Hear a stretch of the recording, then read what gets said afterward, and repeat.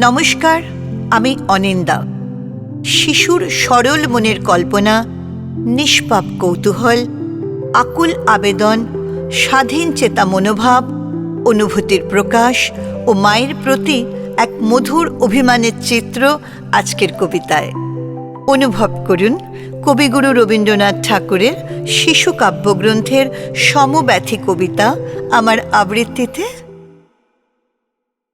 যদি খোকা না হয়ে আমি হতেম কুকুরছানা, তবে পাছে তোমার পাতে আমি মুখ দিতে যাই ভাতে, তুমি করতে আমায় মানা? সত্যি করে বল, আমায় করিস নেমা ছল।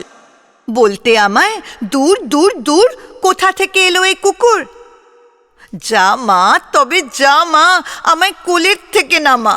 আমি খাবো না তোর হাতে, আমি খাবো না তোর পাতে। যদি খোকা না হয়ে আমি হতেম তোমার টিয়ে, তবে পাছে যাই মা উড়ে আমায় রাখতে শিকল দিয়ে। সত্যি করে বল, আমায় করিস নেমা ছল। বলতে আমায় হতভাগা পাখি, শিকল কেটে দিতে চাই রে ফাঁকি। তবে নামিয়ে দে মা, আমায় ভালোবাসিস নে মা। আমি রব না তোর কোলে, আমি বনেই যাব চলে।